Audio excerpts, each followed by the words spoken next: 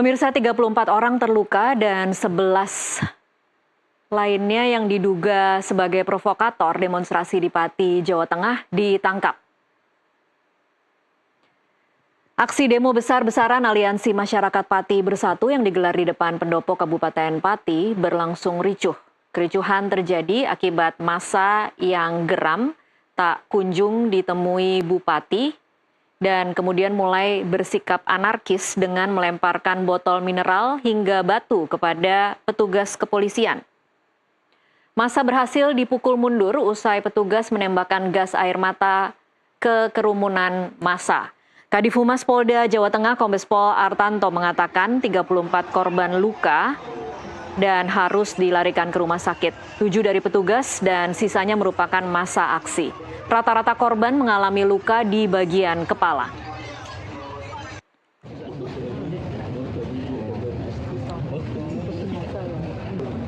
Ada korban dari kedua belah pihak, baik dari anggota Polri maupun dari masyarakat terhadap aksi anarkis, yaitu ada 34 orang saat ini sedang diobati dan dirawat di rumah sakit.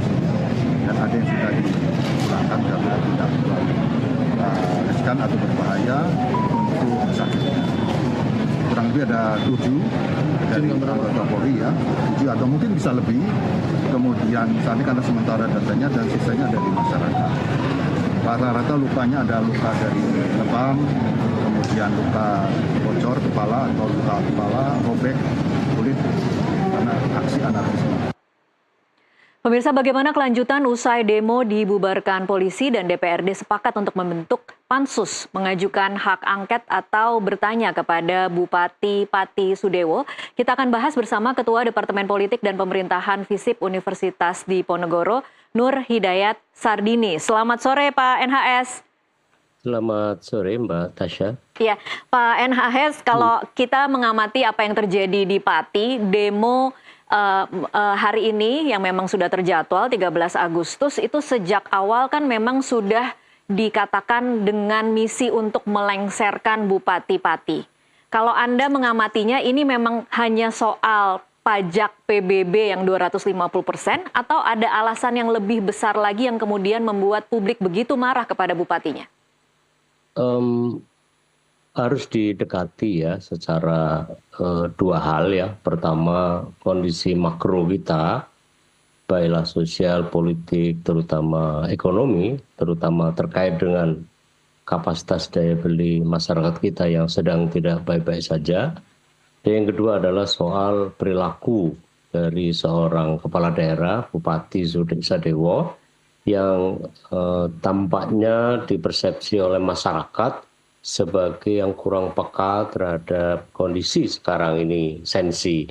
Saya melihat bahwa kebijakan 250% dan seterusnya itu juga terjadi di beberapa daerah. Iya. Dan tidak menimbulkan masalah gitu. Tetapi jadi masalah ketika dua hal. Pertama, diucapkan secara tidak santun dan naganya memang sangat arogan. Dari situ apalagi kemudian diimbuhi dengan misalnya jangankan 5.000 gitu ya. Iya. Sedangkan 50.000 sekalipun dia sanggup untuk menghadapinya. Itu kan kata-kata yang menurut saya sangat tidak tepat dan melukai ya, yang dipersepsi secara melukai oleh masyarakat Pati yang mereka rasakan secara subjektif ya dari apa yang didengar dari bupatinya. Yang kedua adalah memang kondisi ini tidak bisa dilepas juga dari kondisi-kondisi yang lain yang menyertai terhadap makroekonomi kita, kehidupan yang semakin berat oleh karena beragam jenisnya pajak, dan saya kira tidak terjadi hanya di Pati sebenarnya, tapi juga terjadi di tempat lain. Tapi ya DPRD sudah memutuskan ya untuk melakukan hak angket, menggunakan hak angketnya, dan saya kira bola sekarang ini di tangan oleh DPRD gitu ya.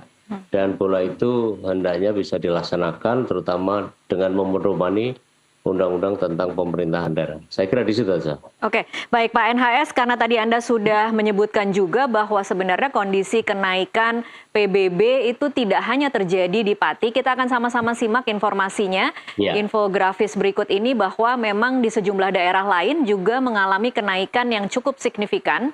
Di antaranya di Kabupaten Semarang ini bahkan penyesuaiannya lebih besar dari 400%. Kemudian di Kota Cirebon bahkan 1000% dan di Jombang juga 1000%. Betul. Oke, dan kemudian ini kan menimbulkan pertanyaan ya Pak NHS, mengapa demo besar itu hanya terjadi di Pati? Kalau tadi Anda mengatakan bahwa ini memang kombinasi antara kondisi ekonomi yang sedang tidak baik-baik saja dan kemudian bercampur dengan perilaku kepala daerah yang memang seperti tidak sensitif. Nah, kalau kita melihat rentetan kejadiannya tadi, kalau mungkin bisa dikutip memang pernyataan menantang bahwa jangankan hanya 5.000 orang, 50.000 orang pun suruh kerahkan saja, saya tidak akan gentar. Itu kan kemudian juga sudah dilakukan permintaan maaf ya, Pak NHS. Tetapi kemudian rakyat tampaknya sudah tidak bisa memaafkan, sehingga sebenarnya kalau di titik ini Anda melihatnya masihkah ada masa depan untuk Sudewo menjabat menjadi bupati? Masih ada ya, dan posisi hari ini saya kira 50-50 ya. Apalagi tadi DPRD Kabupaten setempat, Kabupaten Pati telah memutuskan dalam rapat mereka untuk menggunakan hak angketnya. Dan sebentar lagi setelah itu sesuai dengan ketentuan akan ada pansus ya, panitia khusus yang memiliki tugas, wewenang, kewajiban menyelidiki terhadap apakah Sudewo itu melanggar ketentuan. Dalam hal melanggar ketentuan itu apakah melanggar larangan sebagai bupati gitu ya, kemudian melanggar larangan-larangan perbuatan tercela, perbuatan yang meresahkan, itu dibuka kemungkinan-kemungkinan itu. Dan saya rasa itu cukup berat tugas DPRD karena harus membuktikan apakah yang bersangkutan misalnya melanggar kewajiban, misalnya menjaga etika dan norma dalam melaksanakan urusan pemerintahan yang menjadi kewenangan dia dan seterusnya. Saya rasa sekali lagi bahwa bola ada di DPRD Kabupaten Pati untuk membuktikan, karena setelah DPRD memberi simpulan, kemudian mengajukannya untuk diuji ya, simpulan dari DPRD tadi itu ke MA. Nah, MA lah yang nanti akan memeriksa, memutus apakah apa yang diajukan oleh DPRD itu terbukti atau tidak. Jika terbukti, nanti DPRD akan menerima putusan dan putusan itu disampaikan kepada Presiden melalui gubernur ya, gubernur lalu ke menteri gitu, Menteri Dalam Negeri dalam hal ini. Dan saya kira masih panjang, Mbak. Nah, di sela waktu itu ya, saya tambahkan juga, apakah juga yang bersangkutan melanggar sumpah janji jabatan dan seterusnya, melakukan perbuatan salah tadi, dan itu kan kualitatif ya, karena kualitatif maka harus dibuktikan, dan pembuktian itu menurut saya pertaruhan. Maka ketika Mbak Tasya menanyakan apakah peluang usia jabatannya tidak berakhir misalnya removal from office ya, pemazulan, maka memang sangat ditentukan oleh DPRD setempat nanti membuktikan, lalu ke MA gitu. Dan disitulah saya kira masih akan panjang drama ini. Iya, berarti kalau memang masuknya lewat hak angket, ini proses yang tidak akan sebentar ya Pak NHS, mungkin masih panjang. Apalagi kemudian memang sudah ada statement dari Pak Sudewo sendiri, saya tidak akan mundur. Tepatnya kata-katanya, saya dipilih rakyat secara konstitusional dan secara demokratis, jadi tidak bisa saya berhenti begini saja begitu ya. Nah, saya ingin mungkin lebih dekat berpikir atau mencoba menganalisa Pak NHS. Kalau kemudian kita mengamati komposisi di DPRD saja ya Pak NHS. Kira-kira konfigurasi partai-partai yang tadinya merupakan pengusung dari Pak Sudewo akan seperti apa pergolakannya ketika harus menjalankan hak angket ini? Bola sudah di tangan DPRD. Saya kira dia tidak bisa bermain dengan hal-hal yang mulur-mungret gitu ya, tapi harus benar-benar objektif, karena pertaruhannya bukan hanya partai itu tadi.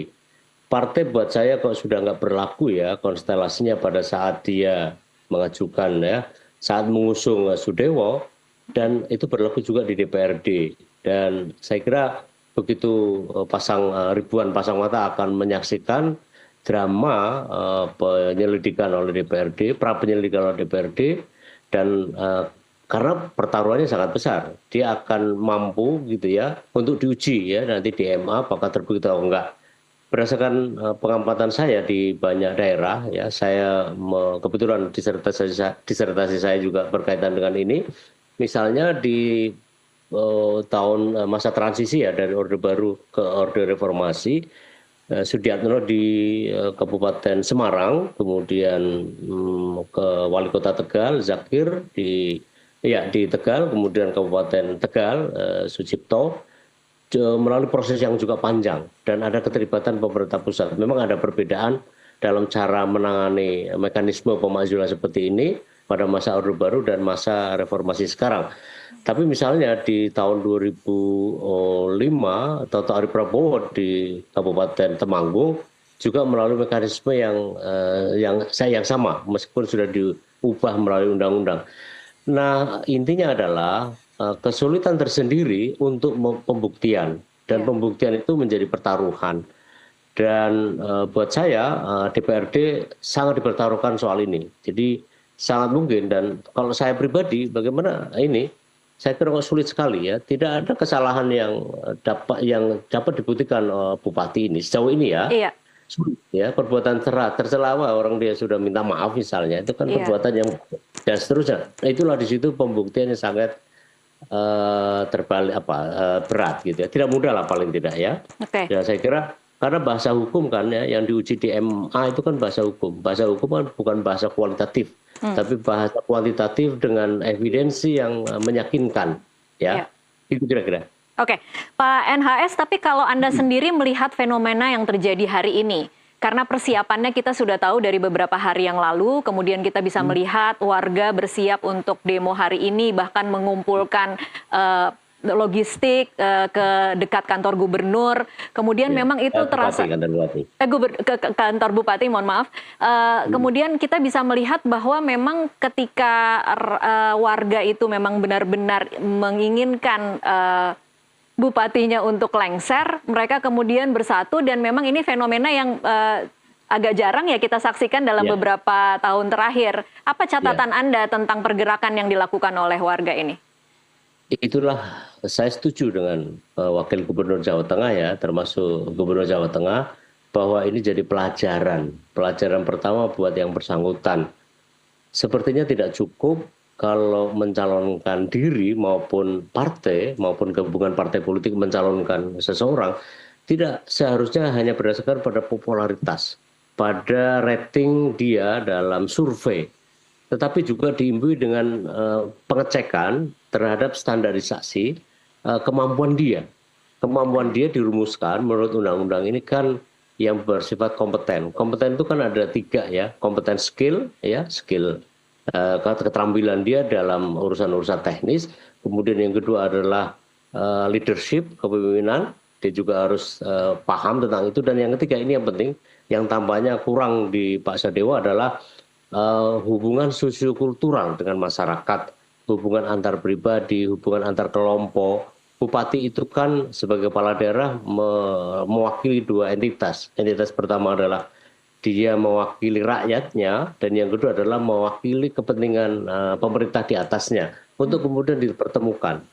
Nah, boleh jadi 250% sudah lazim. Mbak Tasya tadi tampilkan beberapa slide yang menyatakan bahwa di tempat lain juga nggak ada masalah gitu.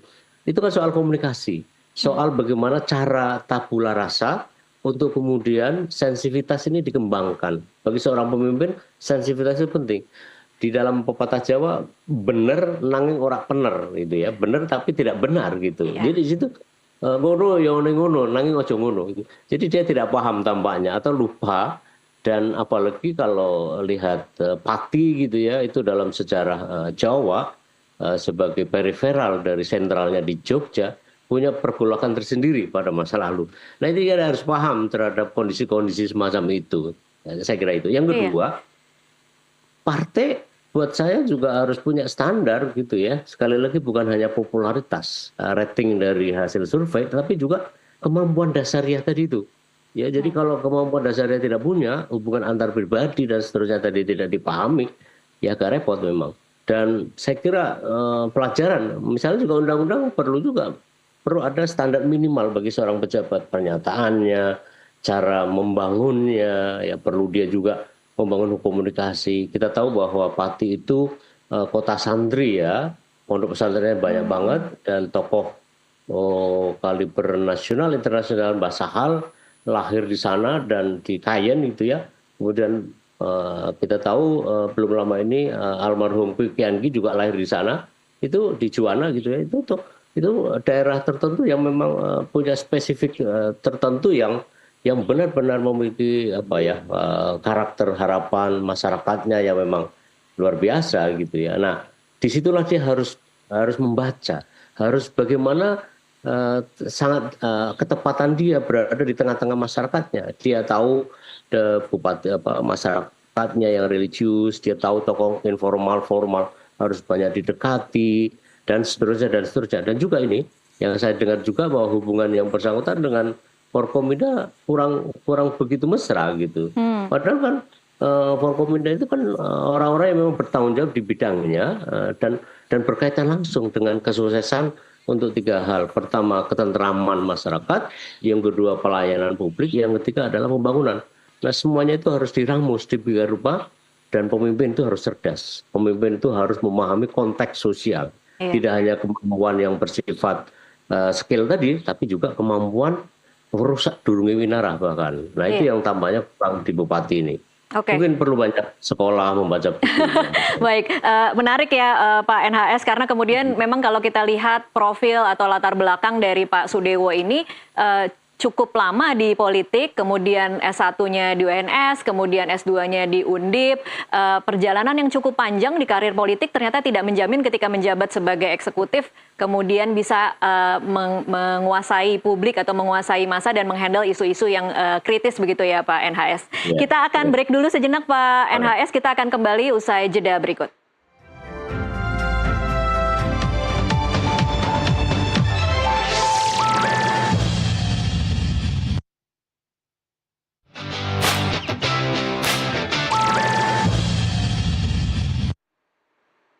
Pemirsa, terima kasih Anda masih terus menyaksikan NTV Prime dan saat ini saya masih bersama dengan Nur Hidayat Sardini, Ketua Departemen Politik dan Pemerintahan Undip, dan kami masih terus membahas soal bagaimana kasus Bupati Pati yang saat ini sudah disepakati oleh DPRD Pati akan membentuk hak angket dan menjalankan pansus untuk pemakzulan Bupati Pati.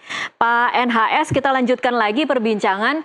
Apa berarti saat ini pilihan untuk Bupati Sudewo? Kalau tadi kita menyaksikan permintaan maafnya kemudian dilempari botol oleh massa, dia mengatakan tidak mau mundur untuk saat ini. Tetapi untuk merebut kembali hati rakyat ini tampaknya misi yang cukup berat untuk seorang Sudewo ya Pak NHS. Iya. Tapi saya salut juga loh. Dia berani untuk berhadapan dengan massa yang sedang marah kepadanya. Jarang loh ada seorang pejabat tinggi di Republik ini yang berkali-kali di demo juga nggak pernah sekalipun dan selalu punya agenda yang kebetulan direncanakan sebelumnya loh. Iya, jadi itu apa langkah yang berani atau apa Pak? Berani, saya kira itu berani. Dan kita tahu akhirnya kan dilempar ya, di media disebut botol ya, di media sosial yang lain juga dilempar batu dan seterusnya. Tapi buat saya poin juga buat yang bersangkutan bahwa dia berani berhadapan dengan massa rakyatnya yang sedang marah loh ya, kata-katanya sedang marah kepada hanya seorang dia. Nah bagaimana ini soal bisa jadi menguntungkan buat dia? Saya kira masih ada waktu ya, sembari berparalel dengan proses yang lain, ialah di pansus, dan itu tidak ada larangan dia buat untuk berotoaktivitas. Pada saat bersamaan dia juga masih mungkin, yang demo kan sebagian tentu saja. Artinya kita sebut bukan seluruhnya, artinya juga ada masyarakat Pati lain yang tidak demo, belum tentu juga dia tidak mendukung atau mendukung, tapi yang jelas semua hati itu bisa ditaklukkan oleh keluhuran kita di dalam bersikap. Misalnya kita datanglah akrobat dengan ulama, datang meminta maaf, mohon saran, petunjuk, dan saya kira perbaiki hubungan dengan Kominda gitu ya kepada ya, influencer, kepada tokoh-tokoh masyarakat, baik formal maupun informal. Yang formal jelas ya harus dilakukan, pada saat bersamaan juga dia juga bisa merendah hati untuk meminta ya dukungan kembali yang sempat terkoyak, karena pansus ini juga bukan akhir jika dia mampu memenangkan pertarungan hati gitu ya. Kalau politik kan sudah tahu kita. Iya. Nah, pada saat bersamaan simbol-simbol keagamaan yang merendah hati tadi bisa juga buat dia. Tapi pada saat bersamaan juga pendukung kontra dia yang menggagas demonstrasi ini juga tidak kalah juga, karena nanti dia harus meyakinkan pada DPRD bahwa apa yang dilakukannya dia itu, ya dilakukan oleh bupati itu keliru.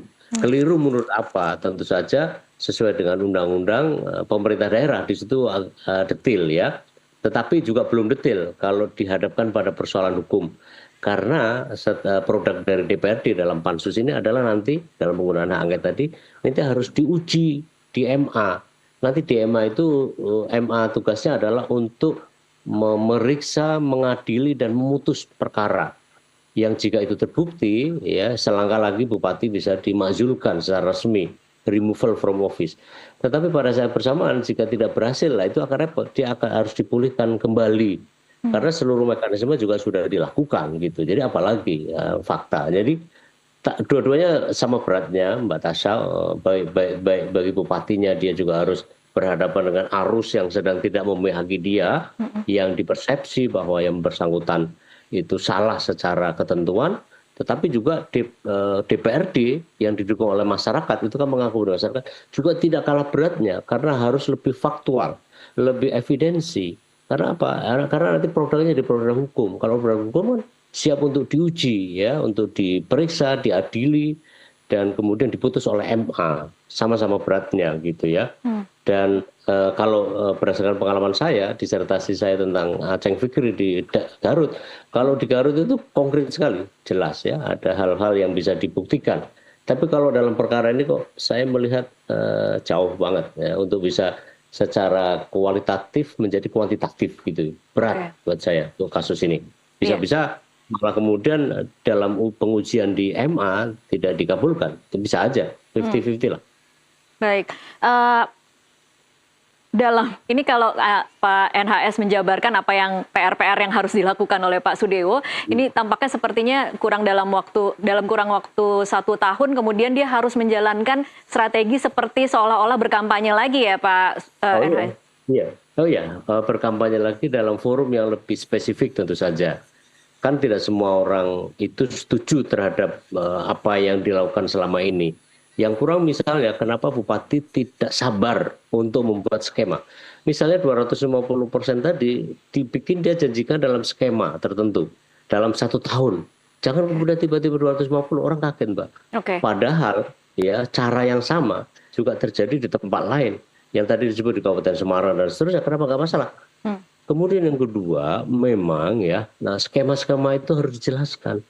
Sebenarnya kalau lihat dari pernyataan bupati, sangat bisa dipahami, karena jalan di menurut dia ya, jalan di Pati itu sebagian besar kata dia itu parah, tingkat parah. Ruang fiskal dia tidak bisa dimainkan untuk kebaikan, untuk asistensi pada kegiatan lain. Itu kan brilian gitu, itu kan bernas. Tetapi kenapa tidak bisa terkomunikasikan kepada halayak ramai di Pati? Ini kan soal komunikasi.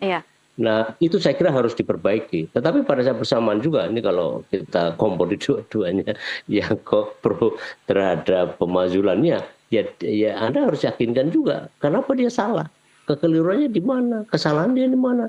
Nah, karena undang-undang pasal apa yang dia langgar, gitu ya, pasal larangan sebagai bupati, kepala daerah, larangan sumpah janji jabatan, apa yang dia lakukan? Larangan etika. Nah, ini dia yang paling dekat adalah keresahan, ya, membuat kebijakan yang meresahkan, itu paling dekat tampaknya. Nah, itu harus dibuktikan tidak secara kualitatif sekali lagi, tapi evidensi dalam bahasa hukum, konsultasikan dengan orang hukum, gitu. Kira-kira gitu, Mbak. Iya, Pak NHS, ini mungkin pertanyaan masyarakat awam ya, Pak NHS. Tidak mungkin ya kemudian kalau desakan publik itu akhirnya memang berharap agar Pak Sudewo mundur. Kita tidak punya ya tradisi seperti itu. Ada. Saya ingin sebutkan Mbak Tasya ya, saya kebetulan meneliti gerakan sosial dalam lingkup yang lebih mikro pada waktu pemakzulan Bupati Semarang dalam kasus korupsi, pipa dan beberapa hal yang lain termasuk perilaku dia. Yang kedua, Wali Kota Tegal, Pak Zakir, ya karena dia dikonotasi sebagai orangnya Soeharto waktu itu kan. Lalu merembet ke Kabupaten Tegalnya, Pak Sucipto. Hal yang sejenis itu melalui ya seperti sekarang pendakwaan massa yang kuat, lalu DPRD menindaklanjuti. Lalu yang terakhir yang paling saya bisa lihat adalah di Jawa Tengah ini ya, Toto Arif Prabowo di Temanggung tahun 2005 ya, itu terkait dengan arogansi juga, tuduhan arogansi dan isu korupsi belakangan ya. Tetapi kemudian juga ada Aceng Fikri yang dulu Bupati Garut yang menikahi ya gadis yang kemudian diceraikan dalam beberapa hari via SMS. Nah, rutenya skenario sama ya, demonstrasi besar-besaran bahkan beberapa hari kayak di Tegal gitu ya, kemudian di Kabupaten Tegal juga, kemudian di Kabupaten Semarang dan kemudian di Temanggung. Kalau ini kan selesai, menurut saya lebih singkat ini. Tidak usah lama-lama menunggu DPRD dan dengan hak angketnya ya Pak NHS. Betul. Nah, saya kira nanti yang menginginkan adanya pemakzulan, jangan lupa dikawal juga di proses di legislatif itu. Kalau enggak, ya mana tahu lah ya. Dan jangan lupa saya lihat saja latar belakang partai yang dimiliki oleh bupati itu ada afiliasinya dengan kekuasaan sekarang, gitu dan seterusnya. Walaupun itu tentu saja sangat sumir kita sebut, tetapi itu juga bisa sangat mempengaruhi. Karena yang dimauai pemerintah itu kan, pemerintah di atasnya itu kan menjaga ketentraman, pelayanan masih berjalan, pembangunan masih berjalan, kemudian tidak menimbulkan masalah yang berefek pada keseluruhan sistem nasional. Dan saya kira itu tantangan bupati sekarang, gitu ya. Kalau Anda bisa lakukan seperti itu, bisa lolos saja, walaupun tentu tergantung juga pada kerja paralel di DPRD yang sedang bekerja. Jadi drama dalam waktu kira-kira 60 hari ke depan, Mbak, kita akan menyaksikan bagaimana sumber berita dari bupati dan sumber berita dari DPRD. Nah, itu akan kita lihat nanti. Oke, menarik Pak NHS. Kemudian karena kita mungkin harus berpikir jangan-jangan ada penumpang gelap dalam motif untuk melengsarkan Bupati Sudewo. Ya, saya dalam teori social movement teori itu wajar ya adanya apa yang disebut sebagai free riders, penumpang gelap, dan selalu akan ada. Saya penumpang gelap di mana? Ya dari mana-mana. Ya, memobilisasi massa di rupa juga nggak gampang loh, Pak. Iya. Kalau ada, ya memang kita dengar itu ada spontanitas dari warga luar daerah Pati juga, bahkan katanya ada yang dari Thailand dan seterusnya. Iya. Itu spontanitas, tetapi juga ada bagian tertentu. Jadi untuk membicarakan soal itu harus kita kaji pada 3 hal, Mbak. Dalam setiap gerakan, apakah ada yang menjadi produsen demokrasi, gitu kan? Ialah mereka yang mewacanakan ini, demokratisasi ini kan jalan demokratisasi sebenarnya. Yang kedua, apakah di situ ada konsumen demokrasi, dia memanfaatkan segala sesuatu, tetapi tidak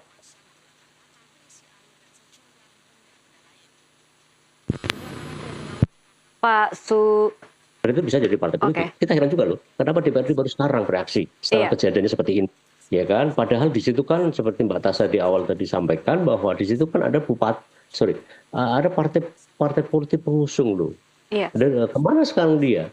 Ya kalau di mana-mana ya begitu mencalonkan diri mengusung partai dalam partai maupun kepada partai politik, partai politik biasanya sudah merasa selesai karena itu tugasnya bukan dia lagi, itu kan salah. Iya. Dia juga harusnya bertanggung jawab terhadap perilaku bupati yang dipersepsi oleh masyarakat, sebagian besar masyarakat Pati dalam konteks seperti yang kita lihat gitu. Dan harusnya ada tanggung jawab moral juga bupati ketua-ketua partai politik ini, jangan hanya habis manis sepah dibuang saja. Ini kasihan juga bupati ini. Iya, kemudian di masa-masa seperti ini tidak ada yang membela ya Pak NHS. Iya. Ya, Oke, iya. baik.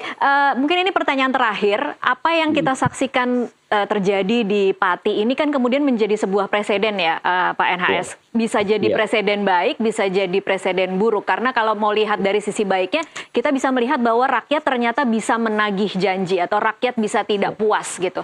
Tetapi dari sisi iya, presiden buruknya, mungkin ini buruk dari sisi kepala daerah ya. Kemudian menjadi catatan, hati-hati jangan sampai kemudian ketika merasa menjadi pemimpin mau melaksanakan satu kebijakan tertentu kemudian bisa seenak-enaknya. Tetapi apa betul. yang kemudian menurut Anda paling penting dipelajari dari kasus yang terjadi di Pati ini? Saya ingin mengulang tadi yang menurut saya cukup penting. Partai politik juga harus lebih teliti di dalam mengusung calonnya, bukan sekadar karena popularitas, logistiknya kemungkinan besar dan seterusnya, tetapi juga kemampuan dasar yang saya sebut sebagai skill, skill, leadership dan pemahaman sosiokultural. Itulah yang disebut dengan kompeten. Kompeten itu mendasar sekali kemampuan skill dia, kemampuan dasar dia, kepemimpinan dia, dan kemampuan menautkan antara dia dalam posisi sebagai seorang tokoh dengan masyarakat yang dipimpinnya. Yang kedua, ini senyambang juga sedang hangat perubahan undang-undang, termasuk undang-undang pilkada. Menurut saya kita harus punya standar gitu ya. Saya kira standar seorang pejabat itu ngomongnya bagaimana bila perlu kan. Kemampuan dasariahnya di mana dan seterusnya. Yang ketiga tentu saja buat pemerintah, saya kira memang kita sudah berubah, suasana kita tidak bisa. Bagi Iya. seorang kepala daerah juga harus tahu bahwa jejak digital itu kejam. Kan itu janji dia tidak akan menaikkan pajak. Faktanya dalam waktu beberapa bulan ya, belum genap 1 tahun dia menjabat, sudah langsung dia ingkari sendiri gitu ya. Jadi Iya. artinya ngomong hati-hati ya. Saya kira itu, Mbak. Oke, baik. Terima kasih Pak NHS. Kita akan sama-sama mengamati apa yang akan terjadi di Pati dalam beberapa minggu ke depan. Terima kasih untuk waktunya bersama kami di NTV Prime. Sama-sama. Pemirsa tetaplah bersama NTV Prime. Usai jeda kami masih akan kembali hadir dengan sejumlah informasi lainnya.